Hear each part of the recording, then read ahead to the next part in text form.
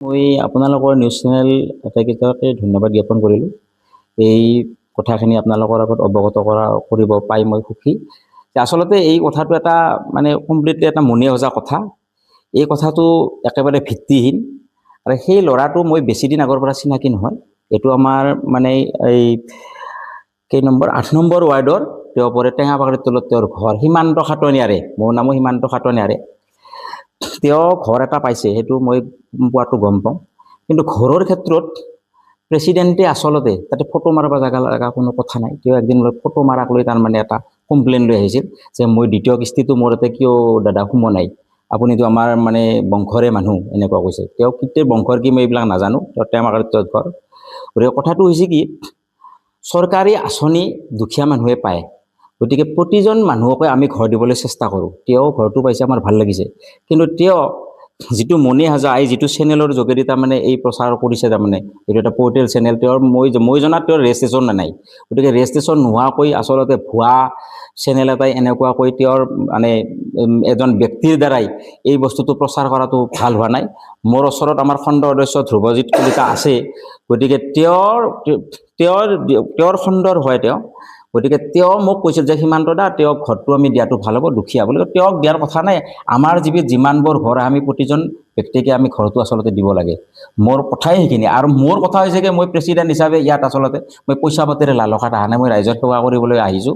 সেইখিনি আমাৰ মেম্বাৰ গোটেইখিনিয়ে জানে। আপোনালোকে কেতিয়াবা লাগ পালে বা আমাৰ মেম্বাৰ আমাৰ ধ্ৰুৱজিৎ কলিতা আছে, মোৰ বিষয়ে জানে। বাকী মেম্বাৰকেইটাই মই এই নিউজটো পাই যিটো ফলছ হ'লেও তেওঁলোকে ফলছ বুলি গমেই পাইছে, তথাপিও তেওঁলোকৰ যথেষ্ট বেয়া লাগিছে আৰু মোৰ অত্যন্ত শুনি বেয়া লাগিছে।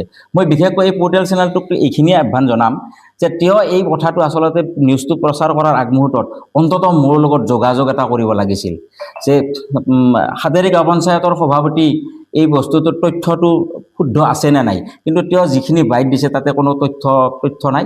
যদি তথ্য তেওঁ সঠিকভাৱে দিব পাৰে, তেতিয়াহ'লে তেওঁ যদি মই জেললৈ যাবলৈ সাজু আছোঁ, ধ্ৰুৱজিৎ কলিতাৰ মই জেললৈ যাবলৈ সাজু আছোঁ। গতিকে এনেকুৱা ভুৱা প্ৰচাৰ কৰি যাতে আমাক সমাজত হেয় প্ৰতিপন্ন নকৰে, তাৰ প্ৰতি মই এই ল'ৰাজনক বিশেষভাৱে সকিয়নি দিছোঁ।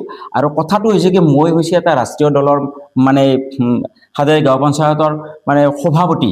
গতিকে এনেকুৱা ক্ষেত্ৰত ৰাজনৈতিকভাৱে মই যথেষ্ট এইকেইটা দিন মিটিঙত ব্যস্ত আছোঁ। আৰু যোৱা পৰহিৰ পৰা লাগাতাৰ মই 20খনমান মিটিং কৰি অলপ সংবাদ মাধ্যমৰ যোগেদিও কিছুমান বক্তব্য ৰাখি আমাৰ যাতে বিজেপিৰ পুনৰবাৰ আমি হিমন্ত বিশ্ব শৰ্মাক যাতে আমি পুনৰবাৰ মুখ্যমন্ত্ৰী পাতিব পাৰোঁ, ইয়াক লৈ আমি ব্যস্ত আছিলোঁ। কিন্তু আজি হঠাৎ মই আজি মুখ্য কাৰ্যালয়টো উদ্বোধন কৰিব থকাতে মোক এজন ব্যক্তিয়ে ক'লে যে সীমান্ত দা, আপোনাৰ এগেইনষ্টত এটা নিউজ ওলাইছে। মই আচলতে সেইটো খুব দুখ পাইছোঁ।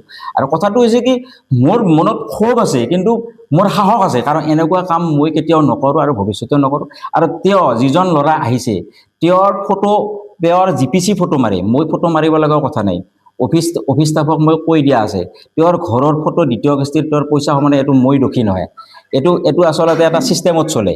গতিকে তেওঁ এইবিলাক ভুৱা প্ৰচাৰ এটা পলিটিকেল ক্ষেত্ৰত মই চলোৱা বুলি গম পাইছোঁ। আৰু স্থানীয় আমাৰ এনে 2-4জন ব্যক্তি আছে, আমাৰ যাতে মই যিহেতু লিগেল পজিশ্যনত চলি আছোঁ, গতিকে মোক হেয় প্ৰতিপন্ন কৰাৰ কাৰণে কিছুমান মানুহ উঠি পৰি লাগিছে, এইটোৱে মই ক'ব পাৰোঁ। এইটো হ'বই, কাৰণ মই হাতেৰী গাঁও পঞ্চায়ত, আমাৰ দল এনেকুৱা, আমাৰ ৰাষ্ট্ৰ প্ৰথম, দল দ্বিতীয় আৰু ব্যক্তি তৃতীয়। গতিকে আমি আচলতে নিজামতে একো কৰিব নোৱাৰোঁ। আমাৰ পাৰ্টিৰ পৰা এটা গাইডলাইন আছে যে হাতেৰী গাঁও পঞ্চায়তৰ সভাপতিয়ে হওক বা মুগুৰা জিপিৰ গাঁও পঞ্চায়তৰ, নিতান্ত গাঁও পঞ্চায়তৰ সভাপতি হওক, আমাৰ প্ৰত্যেককে যিমান জিপি আছে, আমাৰ 20টা জিপি আছে, প্ৰত্যেককে আমাৰ পাৰ্টিৰ পৰা ডিৰেকশ্যন কৰা আছে যে আপোনালোকে এইখিনি চম্ভালিব লাগিব। আমি প্ৰেচিডেণ্ট হোৱাৰ উপৰিও আমাৰ দলীয়ভাৱে বহুত দায়িত্ব আছে। মই বজালী ডিষ্ট্ৰিক্ট কমিটিটো এক্সিকিউটিভ মেম্বাৰ হিচাপে আছোঁ। গতিকে মই যিমানখিনি দায়িত্ব পাৰোঁ কৰি গৈছোঁ। আৰু এইখিনি কিছুমান